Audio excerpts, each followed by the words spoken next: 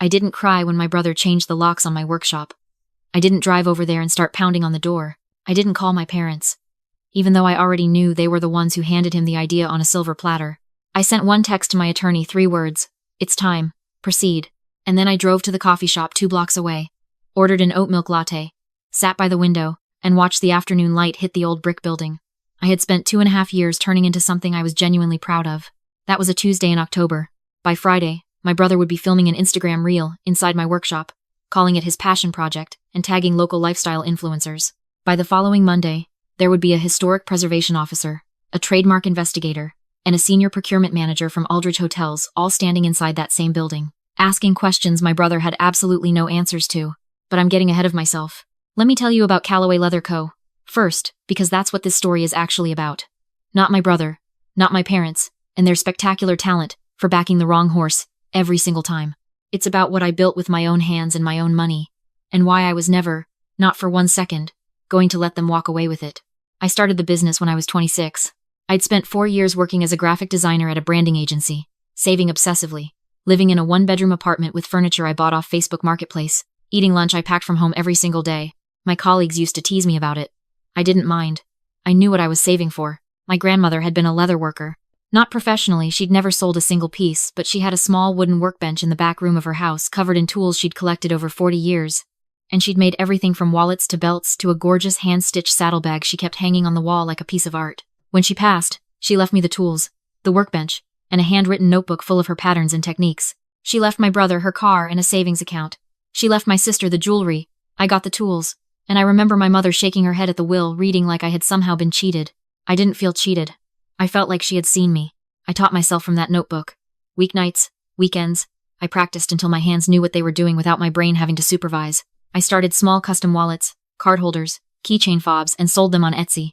Then people started asking for bags. Then a local boutique reached out about wholesale. Then a corporate client asked about custom branded gifts for a conference. The orders got bigger, and I ran out of apartment. I found the space on a Thursday afternoon. It was on the 2nd floor of a historic mill building downtown, exposed brick. Original wide plank oak floors, 14-foot ceilings, north-facing windows that flooded the room with the kind of even, diffused light that made everything look like it belonged in an architectural magazine. The building was on the city's historic register, which meant tenants had specific responsibilities around preservation, but it also meant the landlord was heavily incentivized to keep quality businesses in the space. I signed a 3-year lease, negotiated good terms, and spent the next 7 months and most of my savings building it out properly. I installed custom shelving along one full wall. I brought my grandmother's workbench in and set it up under the windows.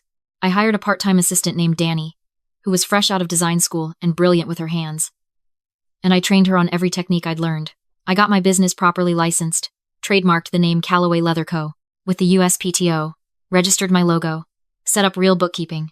I did everything right.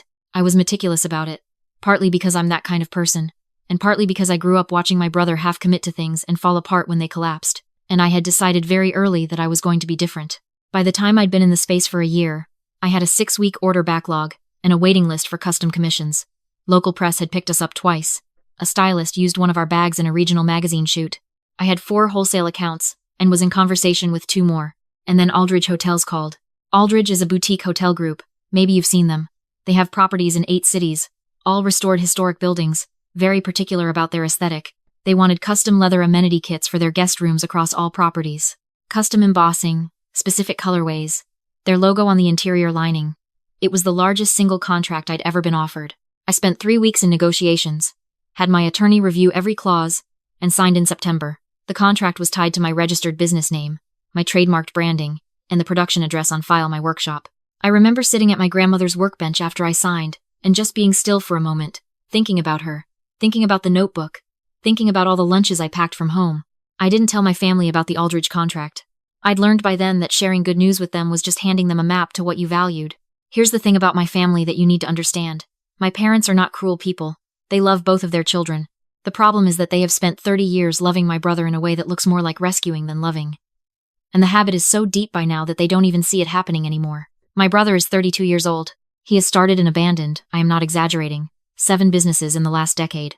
A food truck, a personal training studio, a drop-shipping operation that lasted 4 months, a content creation agency with no clients, a cryptocurrency thing that I refuse to even discuss. Each time, my parents have stepped in with money, excuses, and the particular kind of enthusiasm that people reserve for things they cannot actually evaluate objectively. Each time, it has ended the same way. I have never asked my parents for money, not once, not since I was 18. I'm not saying this to be noble, I'm saying it because it's relevant to what happened next. My brother had been between things for about 8 months when he apparently discovered sneaker resale. He'd been watching YouTube videos about it, following resellers on TikTok, running the numbers in his head the way he always does in the early stage, before reality sets in. He needed a physical space. He needed it to look good for social media. He wanted exposed brick, good light, somewhere with character. He came to visit my workshop on a Sunday afternoon in August, and I showed him around, proud and happy to share it, because he was my brother and I still, despite everything, wanted him to see what I'd built. He walked around, nodding slowly, touching the shelving, looking up at the ceiling. He asked how much my rent was. I told him, roughly. He asked how I'd done the build-out. I told him. He asked if the lease was up soon. I should have understood what that question meant. I told him I had 14 months left on my current term. He left after about an hour. He hugged me goodbye. He said it was really impressive. 3 weeks later, my mother called me and asked if I'd thought about whether the workshop was really the best use of that space. I said, "What do you mean?" She said my brother had been doing a lot of research, and he thought the location was actually ideal for what he was trying to build. And wouldn't it make sense for me to work from home since my work was so portable? And of course, they would help me find something smaller if I needed it. I sat very quietly on the other end of the phone for a moment. Then I said, "Mom, I have a lease, and a business, and a trademark, and clients. I'm not working from home." She said I was being rigid. She said I always did this. I always made things difficult, when my brother was just trying to get on his feet. She said she and my father had talked about it, and they really thought this was a good opportunity for him, and it would mean so much if I could just be supportive. I told her I loved her and I had to go. I called my attorney the next day. Not in a panic. I want to be clear about that. I wasn't scared. I was paying attention. I'd seen my brother operate for 32 years, and I knew exactly how this particular sequence of events unfolded. The request starts polite. Then it gets pressure. Then it gets practical. Someone tries to work around you instead of through you. I wanted to be ready before we got to step 3. My attorney, I'll just call her my attorney, because she deserves her privacy, had been with me since I registered the business. She knew every document, every contract, every clause. I walked her through the conversation with my mother, and she listened without interrupting. When I finished, she said, "What do you want to do?" I said, "I want to make sure that if they try to go around me, they walk directly into a wall." She said, "Give me a few days." In the meantime, my brother showed up at the workshop on a Wednesday morning without calling first. Danny was there. She texted me immediately, 2 words. "He's here." I was 20 minutes away. I told her to be professional and let me know if he touched anything. He didn't touch anything that day. He looked around again, took some photos, talked to Danny about the vibe of the space. He left after 40 minutes. Danny said he'd measured the windows with his phone's ruler app. I told her to document the visit, time, duration, what he photographed. She asked if I was worried. I said, "I'm prepared. There's a difference. Here's the thing about calling the police. Because I know some of you are already thinking it, yes. At a certain point, that was going to be an option. But calling the police the moment my brother measured my windows would have accomplished exactly nothing. No crime had been committed. My parents would have framed it as me being dramatic and hostile. My brother would have painted himself as the victim of an unstable sister. I would have handed all of them a story to tell. And I would have gotten nothing in return except a family dinner's worth of grievances aired in my direction. I didn't want to fight. I wanted a resolution that couldn't be undone. Those are 2 completely different things. The first one is loud and satisfying in the moment, and changes nothing. The second one requires patience and documentation, and the willingness to let people think they're winning right up until they aren't. My attorney came back to me 4 days later with a strategy so clean I actually laughed out loud when she walked me through it. She called it the mirror strategy. The idea was simple. Instead of blocking my brother's move, we were going to let him make it, and make sure that every action he took, every document he signed, every dollar he spent, reflected directly back onto him with full legal force. He thought he was stepping into my opportunity. We were going to make sure he was stepping into his own liability. Step 1 was already done. My trademark was registered and current. My Aldridge contract was signed and on file. My lease was valid for 14 more months and included a strict clause about unauthorized subletting or assignment, meaning my landlord could not legally reassign my lease to another party without my written consent, and would face significant financial penalties if he tried. Step 2 was a conversation with my landlord, whom I had always paid on time, and with whom I had a genuinely good relationship. I explained the situation clearly and professionally.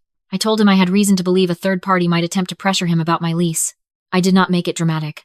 I showed him the preservation requirements for the building, which I had followed meticulously, and I reminded him gently that the custom shelving I'd installed had been approved by the city's historic commission as compliant with the preservation guidelines. meaning any modification to it without proper review would be a violation. My landlord, who is a practical man, said he understood, and that my lease was my lease, and he had no interest in complications. Step 3 was the Aldridge contract amendment. My attorney contacted their procurement team and flagged that there was a potential disruption to our production address. Aldridge, reasonably, added a clause to our agreement specifying that any change to the registered production address required 30 days written notice and could trigger a contract review. This was filed and documented. By the time my brother arrived at my workshop on a Saturday morning with a U-Haul and 2 of his friends and a new padlock, I had been ready for 11 days.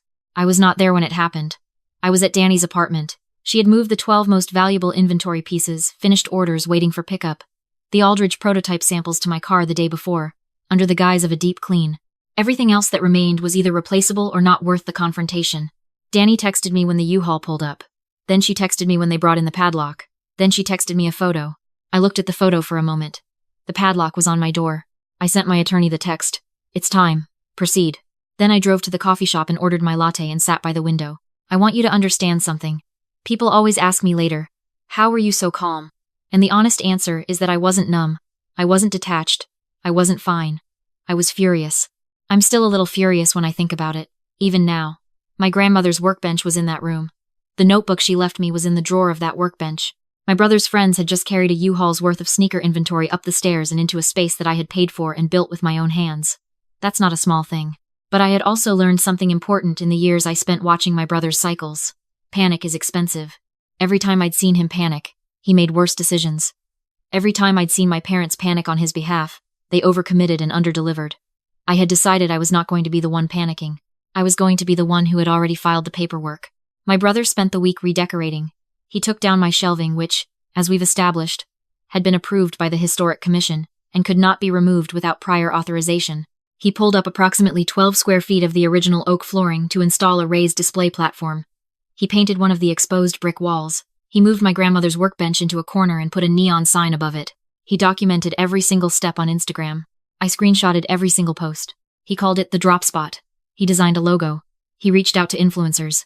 He announced a grand opening for the following Friday evening, a launch party with a local DJ, complimentary drinks, early access to limited edition sneakers. My parents went over on Thursday to help him set up. My mother sent me a photo of the space, captioned, "Doesn't it look great? You should come Friday. Show support." I looked at that text for a long time. Then I replied, "I'll be thinking of you." Friday came. My brother had about 60 people show up to the launch party. He had the DJ, the drinks, the velvet rope outside the door. He was live streaming on Instagram. He was genuinely happy. I think the way he gets at the beginning of things, before the reality arrives. The reality arrived at 7:14 p.m.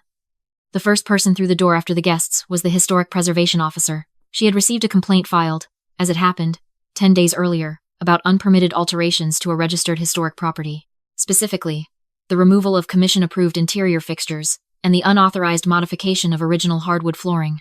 The second person through the door was an investigator from the U.S. Patent and Trademark Office, accompanying a cease and desist notification. My brother had been using the Callaway Leather Co. name on his Instagram account in 2 posts, where he'd tagged the workshop address apparently, because he'd thought the existing brand association would boost his visibility. He had used my registered trademark without authorization or license. The third person was not an official of any kind. She was the senior procurement manager from Aldridge Hotels, who had driven 4 hours because she had received notification of a potential production disruption and wanted to see the facility in person. She walked into a sneaker launch party, looked around at the neon signs in the DJ booth, and called me from the parking lot. I was sitting in my car half a block away. I'd been there for an hour. I answered on the second ring. She said, "I think I need to understand what's happening here." I said, "I can explain everything. I'd like to show you my actual production space, if you're available. I've been operating from a temporary location, while a legal situation resolves. I can have the Aldridge samples there within the hour."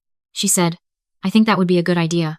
Inside the workshop, from what Danny told me later, my brother's grand opening had turned into something else entirely. His guests stood in clusters, confused, while the preservation officer documented the floor damage and the missing shelving brackets. My brother tried to explain that it was all a misunderstanding. He tried to say that the woman who had filed the complaint was his unstable sister who was trying to sabotage him. The preservation officer, who has presumably heard similar things before, continued documenting. When the trademark investigator started asking about the Instagram posts, my brother called my mother. My mother called me. I let it go to voicemail. Here's the part my brother didn't know. The part that mattered most in the weeks that followed. When my parents had offered to help him get started, the conversations I wasn't part of, the ones that happened at their kitchen table while they planned how to hand him my workshop, they had done what they always did. They overcommitted. They'd co-signed a business loan for him, $40,000, secured against their home equity line of credit, to cover his inventory, his launch costs, his rebranding. $40,000. My attorney had found the loan filing 2 weeks before the launch. It was public record once it was filed. My brother had signed agreements. He had borrowed against my parents' house to fund a business he was operating in a space he had no legal right to occupy, under branding he had no legal right to use, in a building he had altered without the required permits.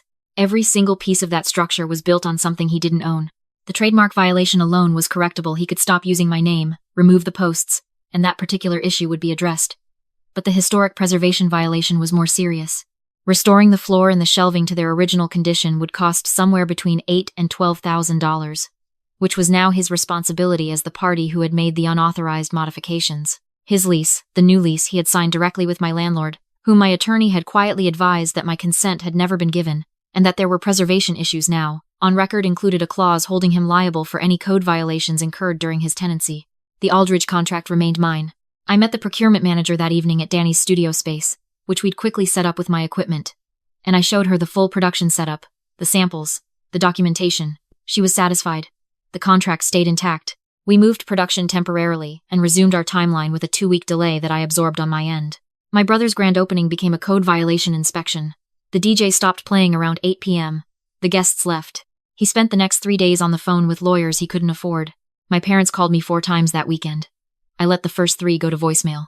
On the 4th call, I answered. My father spoke first.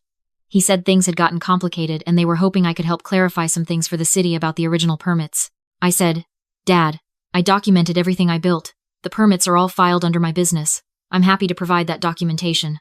It will confirm that everything I installed was in compliance, and that the modifications made after I was locked out were not. There was a long silence. My mother said, Why didn't you just talk to us?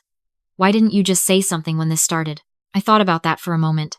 I thought about the phone call where she'd told me I was being rigid. I thought about the text with the photo of my grandmother's workbench pushed into a corner with a neon sign above it. I thought about 7 businesses. I thought about $40,000 against their home equity. I said, Mom, I did say something. You told me I was making things difficult. Another silence. I said, I love you. But I am not going to help him avoid the consequences of what he chose to do. And I'm not going to explain my business to you anymore. I hung up. There is a version of this story where what came next feels triumphant, and I want to be honest with you about the fact that it doesn't entirely feel that way. My parents spent the following month in a very difficult financial situation because of the loan they'd co-signed. My brother had to liquidate most of his sneaker inventory at a loss to cover the restoration costs. The drop spot was open for 11 days. I don't feel good about my parents' situation. They are not bad people. They made 30 years of choices that led them to stand in their kitchen, co-signing a loan for a plan that was never going to work. And some part of me wishes I could go back and change the conditions that made those choices feel reasonable to them. But I can't. And what I've learned, the hard, slow, expensive lesson, is that you cannot protect people from the consequences of the way they choose to love someone. You can only protect yourself. I moved back into my workshop 6 weeks later. Once the restoration work was completed, and the preservation officer had signed off, Danny helped me carry my grandmother's workbench back to its place under the windows. It was a Tuesday afternoon, late fall, and the light was coming in at a low angle and turning everything amber. I ran my hand along the top of the bench where my grandmother's patterns were worn into the wood from decades of use. I didn't cry. I just stood there for a moment, very still, and let it be enough. Danny got a raise that week. A real one, 15%, plus profit sharing on the Aldridge contract. She'd kept her head down and worked through 6 weeks of disruption without a word of complaint, and she deserved every cent of it. She cried a little when I told her. I pretended not to notice. The Aldridge contract went into full production in January.